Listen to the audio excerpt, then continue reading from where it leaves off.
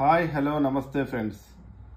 ముందుగా గ్రూప్ 2లో general ranking లిస్ట్లో ఎవరికైతే మంచి మార్క్స్ వచ్చాయో వాళ్ళందరికీ నా అభినందనలు, నా కంగ్రాచ్యులేషన్స్ చెబుతా ఉన్నాను. ఎందుకంటే గ్రూప్ 1తో పాటు గ్రూప్ 2లో ఉన్న పోస్టులు చాలా పోస్టులు కూడా మంచి పోస్టులు.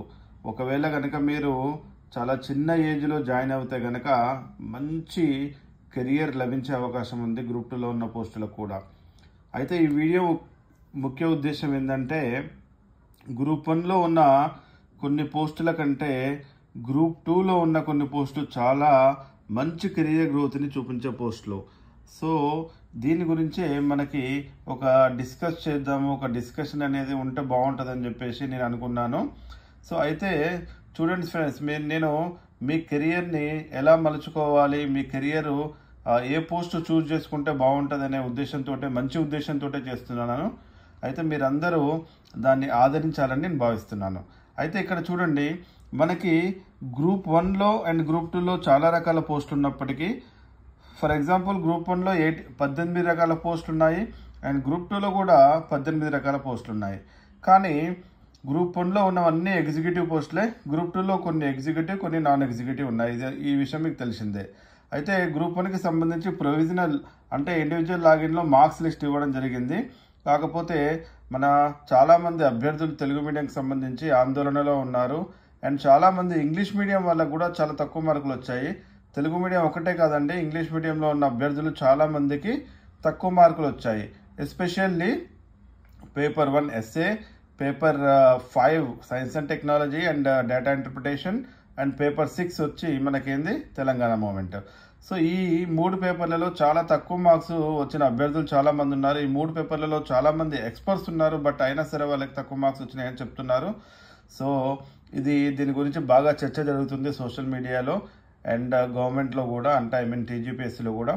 సరే, మనం అది వదిలేస్తే ఆ టాపిక్. ప్రస్తుతానికి మీరు గ్రూప్ 2లో ఎవరైతే మంచి మార్క్స్ స్కోర్ చేశారో వాళ్ళందరికీ నేను కంగ్రాచ్యులేషన్స్ చెప్తున్నాను. అయితే గ్రూప్ 2లో కొన్ని రకాల పోస్టులు, చాలా ముఖ్యమైన పోస్టులు, ఇంపార్టెంట్ పోస్టులు ఉన్నాయి. ఆ పోస్టులు ఏంది? Municipal commissioner grade 3. సో మనకి అక్కడ గ్రూప్ 1లో ఏమొస్తుంది? మున్సిపల్ కమిషనర్ గ్రేడ్ 2 వస్తుంది, ఇక్కడ గ్రేడ్ 3 వస్తుంది. అట్లాగే నెక్స్ట్ డిప్యూటీ తహసీల్దార్ ఉంది. అంటే ఇది నాయబ్ తహసీల్దార్ అని ఇచ్చారు నోటిఫికేషన్లో. అంటే ఇదేంది? మన డిప్యూటీ ఎంఆర్ఓ అన్నట్టు. ఎంఆర్ఓ ఉంటాడు కదా, ఎంఆర్ఓ కంటే ఎంఆర్ఓ అసిస్టెంట్ టైప్లో అన్నట్టు నెక్స్ట్ ఎంఆర్ఓ పొజిషన్ రాబోతుంది. సో అట్లనే సబ్ రిజిస్ట్రార్ గ్రేడ్ 2 ఉంది. దాని తర్వాత అసిస్టెంట్ కమర్షియల్ ట్యాక్స్ ఆఫీసర్ ఉంది. తర్వాత ప్రొహిబిషన్ అండ్ ఎక్సైజ్ ఎస్ఐ ఉంది. Assistant labour officer and mandal panchayat officer. So ఈ పోస్టులు ఏవైతే ఉన్నాయో ఇవి చాలా ఇంపార్టెంట్ పోస్టులే. అయితే గ్రూప్ 2లో ఉన్న ఈ పోస్టులు ఏవైతే ఉన్నాయో మనకి గ్రూప్ 1లో కొన్ని పోస్టుల కంటే చాలా మంచి కెరియర్ ఉండే అవకాశం ఉంటుంది. అయితే నేను ఇక్కడ గ్రూప్ 1ని గ్రూప్ 2ని డిఫరెన్షియేట్ చేయట్లేదు. కాకపోతే నేను చెప్పేది ఏంటంటే మీరు కెరియర్ చూస్ చేసుకునేటప్పుడు పోస్టులు కూడా చాలా ఇంపార్టెంట్. ఫర్ ఎగ్జాంపుల్ మీకు డిప్యూటీ కలెక్టర్ డిఎస్పీఏ వచ్చింది, గ్రూప్ 1కి వెళ్ళమని చెప్తాను. సో తర్వాత డిస్ట్రిక్ట్ రిజిస్ట్రార్ కానీ, లేకపోతే మీకు కమర్షియల్ ట్యాక్స్ ఆఫీసర్ కావచ్చు, లేదంటే ఈ ఆర్టీఓ కావచ్చు, ఇటువంటి మంచి మంచి పోస్టులు వస్తే హ్యాపీగా వెళ్ళండి. కాకపోతే ఏంటంటే నేను అనేది ఏంటంటే కెరియర్ పాయింట్ ఆఫ్ వ్యూలో కొన్ని పోస్టులు మటుకు గ్రూప్ 2కి సంబంధించినవి చాలా మంచి కెరియర్ ఉండే అవకాశం ఉంది. ఫర్ ఎగ్జాంపుల్ నేను చెప్తున్నాను, ఒక చిన్న కంపారిజన్ చేద్దాం. ఇప్పుడు ఇక్కడ డిప్యూటీ తహసీల్దార్ ఉందండి. డిప్యూటీ తహసీల్దార్నే తీసుకోండి. డిప్యూటీ తహసీల్దార్ కనుక మనకి గ్రూప్ 2లో సపోజ్ మీరు టాప్ 10లోనే ఉండి లేకపోతే టాప్ 20లోనే ఉండి మీకు వచ్చింది. అయితే ఇక్కడ మీకు గ్రూప్ 1లో అనుకోకుండా దురదృష్టవశాత్తు ఎంపీడీఓ కానీ, అసిస్టెంట్ ఆడిట్ ఆఫీసర్ కానీ, డిస్ట్రిక్ట్ ఎంప్లాయ్మెంట్ ఆఫీసర్ కానీ, assistant officer administrative officer medical health department కానీ, అసిస్టెంట్ ట్రెజరీ ఆఫీసర్ కానీ, డిఎస్పీ జైల్స్ కానీ, ఇట్లాంటి పోస్టులు ఏవైతే ఉన్నాయో ఇవి గ్రూప్ 1 క్యాడర్ అయినప్పటికీ కూడా డిప్యూటీ తహసీల్దార్ని పిక్ చేసుకుంటే కనుక మీరు ఏమవుతుంది? డిప్యూటీ తహసీల్దార్ నుంచి మీరు తహసీల్దార్ అవుతారు, తహసీల్దార్ నుంచి డిప్యూటీ కలెక్టర్ అవుతారు, డిప్యూటీ కలెక్టర్ నుంచి మీరు ఐఏఎస్, కన్ఫర్డ్ ఐఏఎస్ అవకాశం కూడా ఉంది. అంటే నేను చెప్పేది ఏంటంటే రెవెన్యూకి సంబంధించిన ఈ పర్టికులర్ పోస్ట్ ఏదైతే ఉందో చాలా చాలా important post compare to some of the post. In group 1. అయితే ఇక్కడ నేను చెప్పేది ఏంటంటే డిప్యూటీ తహసీల్దార్ కానీ లేదంటే మున్సిపల్ కమిషనర్ గ్రేడ్ 2 కానీ సబ్ రిజిస్ట్రార్ గ్రేడ్ 2 కానీ ఏసీటీఓ కానీ prohibition excise and sub inspector కానీ అసిస్టెంట్ లేబర్ ఆఫీసర్ కానీ మండల్ పంచాయత్ ఆఫీసర్ కానీ చాలా మంచి పోస్టులు. For example mandal panchayat officer తీసుకుంటే కనుక ఎంపీడీఓ కంటే తక్కువ పోస్టు. ఒకవేళ మీకు ఇక్కడ ఎంపీడీఓ వచ్చింది, మండల్ పంచాయత్ ఆఫీసర్ వచ్చింది, ఎంపీడీఓ పిక్ చేసుకోండి గ్రూప్ 1లో.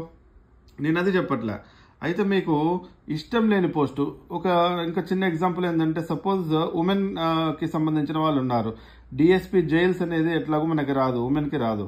సో అందుకని చెప్పి మీరు for example district employment officer కానీ అసిస్టెంట్ ఆడిట్ ఆఫీసర్ కానీ కొన్ని పోస్టులు మీరు ఉమెన్కి ఇంట్రెస్ట్ లేని పోస్టులు ఉంటాయి. ఆ ఇంట్రెస్ట్ లేని పోస్టులు చూజ్ చేసుకునే బదులు మీరు ఇక్కడ ఈ ఇంపార్టెంట్ పోస్టులు ఏవైతే ఉన్నాయో మున్సిపల్ కమిషనర్ కానీ డిప్యూటీ తహసీల్దార్ కానీ సబ్ రిజిస్టర్ కానీ చూజ్ చేసుకుంటే బెటర్ అని నా ఉద్దేశం. అది మీ ఒపీనియన్, మీరు మీ అభిరుచిని బట్టి మీరు సెలెక్ట్ చేసుకోండి, నేను కాదన్నాను. బట్ మీకేంటంటే ఒక చిన్న ఎడ్యుకేట్ చేద్దాము, ఎందుకంటే కెరియర్ ఓరియంటెడ్గా ఉండాలి.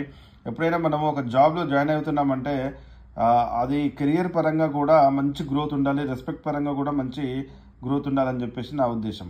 అయితే ఇక్కడ నేను చెప్పేది ఏంటంటే మీకు ఎస్పెషల్లీ గ్రూప్ 2లో కనుక మున్సిపల్ కమిషనర్ కానీ డిప్యూటీ తహసీల్దార్ కానీ ఏసీటీఓ కానీ సబ్ రిజిస్టర్ కానీ ఎక్సైజ్ ఎస్ఐ కానీ ఈ ఐదిట్లో ఏదో ఒకటి వచ్చి ఫర్ ఎగ్జాంపుల్ గ్రూప్ 1లో కనుక మీకు ఎంపీడీఓనో అసిస్టెంట్ ఆడిట్ ఆఫీసర్ కనుక వస్తే మీరు కొంచెం జాగ్రత్తగా ఆలోచించి జాయిన్ అవ్వండి, నేను చెప్పేది అది.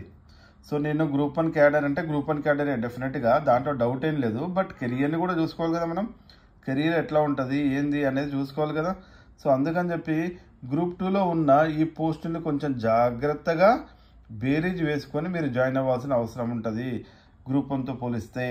ఒకవేళ మీరు నా సలహా పరంగా ఏంటంటే డిప్యూటీ తహసీల్దార్ కానీ మున్సిపల్ కమిషనర్ కానీ జాయిన్ అయ్యారంటే గ్రూప్ 2లో ఒకవేళ మీకు గ్రూప్ 1లో మంచి పోస్టు రాకపోతే అది మీకు కండిషన్ అప్లై అవుతుంది. ఒకవేళ గ్రూప్ 1లో మంచి పోస్టు రాకపోతే సపోజ్ మీరు ఏ ఎంపీడీఓనో లేకపోతే అసిస్టెంట్ ఆడిట్ ఆఫీసరో డిఈఓనో అంటే డిస్ట్రిక్ట్ ఎంప్లాయ్మెంట్ ఆఫీసరో జాయిన్ అయ్యేదానికంటే మున్సిపల్ కమిషనరు డిప్యూటీ తహసీల్దారు చాలా మంచి కెరీర్ ఉంటుంది. మీరు ఒకవేళ చిన్న ఏజ్లో జాయిన్ అయితే ఫర్ ఎగ్జాంపుల్ కొంతమంది 40+లో 40+లో ఉన్నారనుకోండి, గ్రూప్ 2 క్యాడర్ని చూజ్ చేసుకుంటే మీకు కెరియర్ ఎలా ఉంటుందో ఏందో అనే డౌట్ వస్తుంది. ఎందుకంటే చాలా టైం పడుతుంది. కోర్స్ మీరు గ్రూప్ 1 ఆఫీసర్ తొందరగానే అవుతారు ఒక 10 సంవత్సరాల్లో రిజర్వేషన్ బట్టి. ఒకవేళ మీకు అలా ఇంట్రెస్ట్ లేకపోతే కనుక మీరు గ్రూప్ 2 సర్వీస్ని సెలెక్ట్ చేసుకుంటే బాగుంటుందనే ఉద్దేశంతో నేను ఈ వీడియో చేస్తున్నాను. చూడండి ఫ్రెండ్స్, అయితే దీంట్లో కూడా గ్రూప్ 1కి గ్రూప్ 2కి కంపారిజన్ అని నేను చెప్పట్లేదు, బట్ కెరియర్ కూడా చూసుకోవాలి కదా మీరు. ఆ కెరియర్ పరంగా మీరు కొంచెం ఆలోచించండి. ఎస్పెషల్లీ నేను చెప్పేది ఏంటంటే డిప్యూటీ తహసీల్దార్ కానీ మున్సిపల్ కమిషనర్ కానీ ఈ రెండు చాలా చాలా మంచి పోస్టులు. ఈ పోస్టుల్లో మీరు జాయిన్ అయితే కనుక మీకు చాలా రెస్పెక్ట్ ఉంటుంది compare to some of the group 1 post. నేను చెప్పేది అన్నీ కాదు, బట్ ఇదంతా కూడా మళ్ళీ నా ఒపీనియన్ మాత్రమే. మీ ఒపీనియన్ మీకుంటుంది. మీరు ఏది జాయిన్ అవ్వాలో ఏది జాయిన్ అవ్వద్దో అది మీ మీద డిపెండ్ అయి ఉంటుంది. మీ కెరియర్ సెలెక్షన్, మీ ఎంపిక అనేది మీ అభిరుచులను బట్టి మీ ఆసక్తిని బట్టి ఉంటుంది. కాబట్టి నేను మిమ్మల్ని ఏం ఫోర్స్ చేయట్లేదు, బట్ ఓన్లీ ఒక చిన్న ఎడ్యుకేషన్ అంతే, స్మాల్ ఎడ్యుకేషన్. ఎందుకంటే మనకి కెరియర్ ఓరియంటేషన్ అనేది తెలియాలి, మినిమం తెలియాలి. సో దాని పరంగా మీకు ఆల్రెడీ తెలిసే ఉండొచ్చు, ఎవరో ఒకరు చెప్పుండొచ్చు ఈ పోస్టులో ఉన్న వాళ్ళు, లేదంటే మీ చుట్టాల్లో కానీ లేదంటే మీ ఫ్రెండ్స్లో కానీ ఎవరో చెప్పుండొచ్చు. బట్ నా ప్రయత్నం నేను చేయాలి కదా. సో అందుకని చెప్పేసి ఈ వీడియో చేశాను. సో నన్ను ఆదరించండి. Thank you so much.